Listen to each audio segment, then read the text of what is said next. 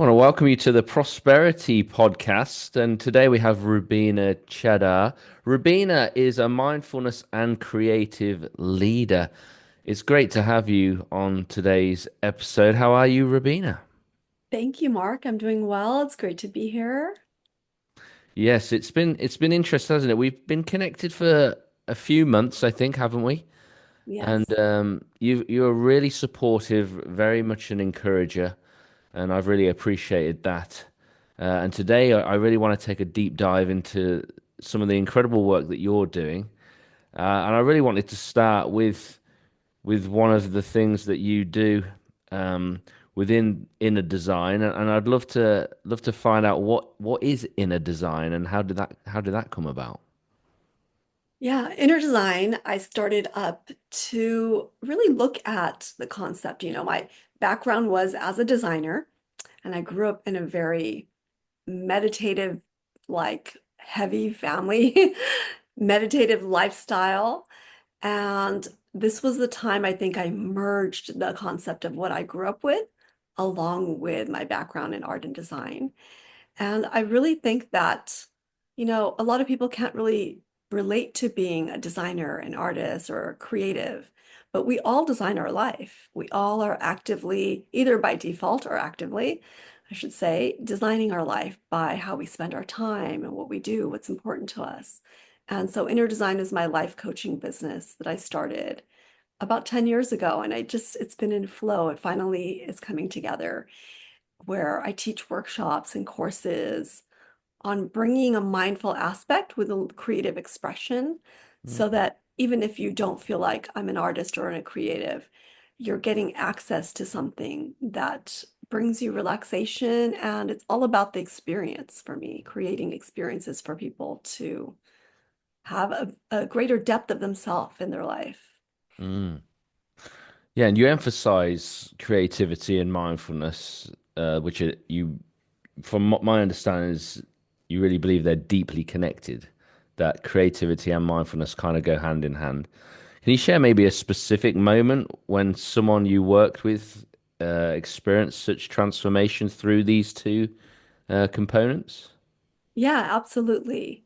So, and it came like this with me as well. I studied in photography, and so I have a lot of photography friends, photographers who are out there working different, aspects of the field, and just bringing their attention to almost doing it naturally. Like as a photographer brings up their camera and looks through the lens and starts to focus, and it's this big piece of equipment that can have heavy, weight to it. And it's little minute details that you need to create a photo. It is a mindful experience. And almost every photographer that I have, brought their awareness to that, they realize, yeah, I changed my breath. I start to either hold my breath or I slow it down so that I can be more in control of, the equipment. And so that is where, that become really attuned to what they're creating in that moment. So that's been, yeah, it's fascinating. We almost naturally want to be mindful. All people, I believe that. Yeah. Mm.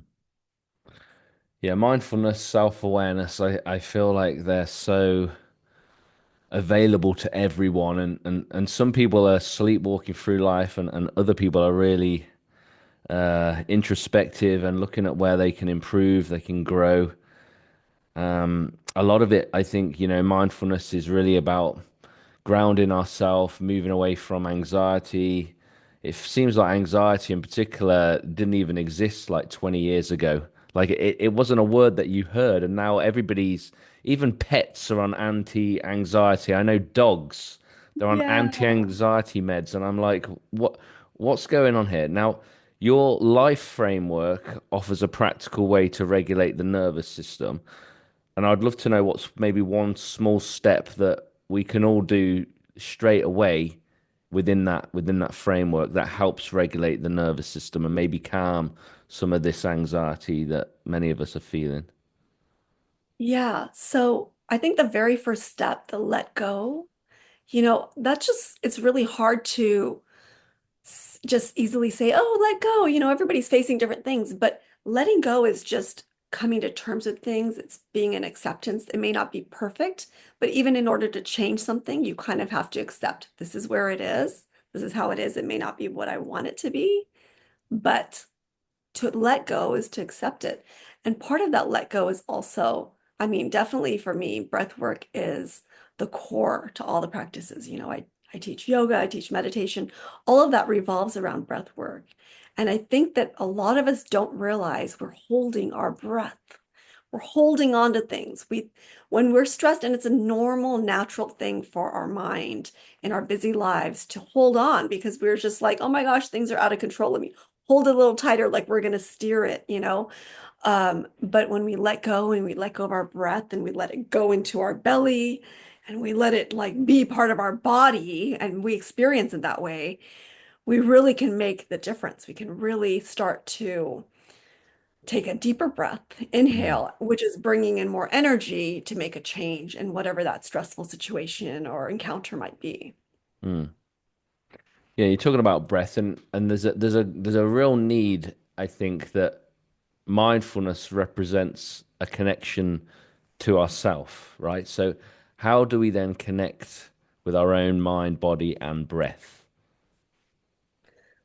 It is a practice. It's a discipline because we're so used to being checked out Mm, and we're used to, being stressed out and thinking we're outward focused and we'll latch onto something to be able to withdraw your focus, your attention back to yourself and say, I'm really feeling this. And sometimes it's hard to feel things. I work with a lot of patients that have gone through like different traumatic situations, and a lot of different clients in different life situations. And being trauma informed is really understanding that things are always happening that might not be what we want it to be, may not have a pleasant reaction to us. Excuse me, we may not have a pleasant reaction to it, but being able to draw ourselves back to have that introspect, to take the moment to really touch into ourselves and feel like, what am I going through here? And it takes a lot of hand holding. Everyone is not able to do it. It takes bravery and courage. And but it's so rewarding, it really is rewarding to be able to stop and look at oneself. You said it in the start. Mindfulness is all about awareness. And we're used to like, doom scrolling or turning on the TV or turning outward and being distracted. And that is a coping mechanism. And it's not a bad coping mechanism. To cope means that there's something above and beyond what you can handle, and that's your brain's way, your body's way of handling it. But at the end of it, to be able to reflect and turn around and say, yeah, that was really hard for me to get through. Now I want to get back to myself mm, and be doing what's more healthy for myself. mm, That's important, just like for you, it's running, right? So it's mm, like running is meditative. mm. I've run marathons and love to be in that. And the breath comes and you can hear your breath, you can feel your heartbeat through your body. So any kind of, physical experience, working out can be meditative. These are all different aspects of it. Yeah, I think it's opening the lid because I think we restrict ourselves when we hear of meditation, we think of quiet, we think of prayer, or really just focusing on one thing. Yeah. And I think that's really important that we uh, think outside of our normal sphere of understanding. So it's good that you referenced that. Now, you talked a little bit about breath work and you've talked a little bit about creativity. So, what I'd love to know is how does breath work help people move past creative blocks? Yeah, yeah. So just like kind of what I touched on a little bit, we hold our breath or we're not Mm, breathing fully. And breath is like the easiest access to getting mindful, to getting still, to getting present. And you know what? The best thing is we're walking around with it all day long. It's right here under our nose, right? So it's not like it's something we have to go to. We don't have to go to the gym. We don't have to tie on our running shoes. We're breathing. So just bringing that awareness to that. And creativity isn't something that comes on demand, but we live in a society and a culture where we think of creativity as the output, as a product, as a production, and people who are in those fields, it's really stressful to just say, oh my gosh, maybe a client is pressing upon you to come up with a deadline. But on the other hand, we all are living creative lives when we come up with problem solving, functioning around our home, our work, our drive, whatever it might be. We're creative problem solving all the time. But when we're not with ourselves, when we're not present with the situation, when we're not with our body and our mind, we feel depleted. Why do we feel depleted? Because have seen we're not accessing our breath. And we know our breath, in Sanskrit, we call it prana. It brings us prana, life force energy. In other Asian backgrounds, it's ki or chi, all of this life force energy. Our breath is accessing that for us. It's not just simply oxygen that's going in and out of our nostrils to our lungs. It's energizing all of our cells. It's making us vibrant to be able to function. So that kind of, was an easy entry point. If you can't sit down and meditate and stop the thoughts, or you think, oh, this looks so boring to close my eyes, you can breathe, right? You can breathe while you're walking and talking. You can become aware of that. You can do certain Mm, breathing patterns, rhythms, and different techniques to access that. And it's kind of like a quick entry, there's like box breathing, there's all different kinds of stuff. Recently, I was just hearing about in in hymns and psalms when they sing, right? In traditional religious places, there's a certain rhythm to that music that access a certain breath work. And I was fascinated to mm, hear that, like a 4-7-8. So Ave Maria is like a 4-7-8. So you're breathing in for 4, holding for 7, out for 8. And this is what actually I think we're drawn to, we're attracted to, that when we think about the arts or art expression, or we're just even on the receiving end of it, listening to beautiful music or looking at beautiful artwork, it's taken someone, that expression to that minute detail. And I guarantee you that person who was creating it was in some mindful mm, experience, to mm, create that. So it's a cycle. We're living it. We're not always putting out the energy, but sometimes we're receiving that creative energy as well. mm. 4-7-8's my favorite uh, breathing technique. It's the one that regulates me and the one that I kind of get into and seem to get most out of. For me, that's my favorite. Um, Outside of breath work, do you have like a favorite practice to help someone tap into creativity? Yes, I do. I have a new favorite. I'll say it that Come way. on I then. have a lot of rotating favorites, but I have a new favorite. And it's the concept is based on neurographic line.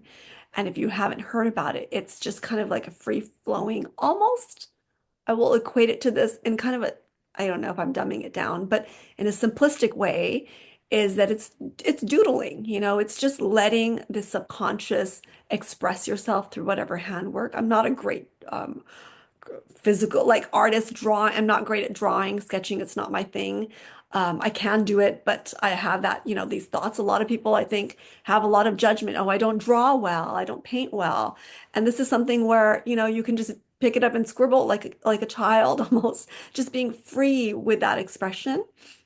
And then you go in and it's called harmonizing, and you round out the lines wherever there's harsh parts. And there's something very soothing about that. Hmm, And in that process, you can kind of turn off the thoughts and just going with the flow. You start to watch your breath, and it can be really fun. And at the end, you don't even care if you have a great piece of art or not. And I've seen everyone come out at the end with like, oh, I love this. It turned out really great. But it doesn't matter because it's not about the actual piece.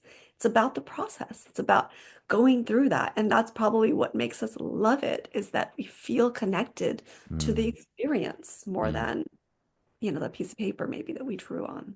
Yeah. No right or wrong, no judgment, just acceptance and an expression of what is, which I think, yeah, everybody or all of us can really relate to. We've only got like a minute or so left. So, Rubina, a couple of things. The first one is please let people know how they can find out more about you and how they can connect. And secondly, very briefly, maybe just share something intuitively or something that you feel like you really want to get people to do, like a call of act to action, or maybe leave us with a thought that just stays with us over the next few days in that mindfulness space that we so beautifully started on. Yeah. So a lot of that, the thoughts that we have, the judgments we have of whether we're creative or we want to be creative or we can't be creative, just knowing that like we have, all of us have been created to be here and we are creating something on some level, whatever that might be. And then if you are feeling stuck in that, like I want to be more creative or I'm not as creative of a person as I thought I could be, then, reach out. Of course, I'm on social media. I'm on Instagram as the official Rubina. I'm an executive contributor to Brains Magazine. You can see me there and my articles, and that connects all of my social links there as well. Theinnerdesign.com is my website. There's courses. I do coaching, whatever you need. I love to see people transform their lives because I think that it can be so easy and quick. And a lot of times people don't come back to me because they're transformed and they're done. And I'm like, go on, you guide yourself. I'm just here to stand in and remind you of the things you already know. That's what I like to tell people. So, yeah, I'll leave you with that. Beautiful, Rabin. It's been great to have you on this prosperity podcast. And yeah, thank you so much. Thank you so much for having me, Mark.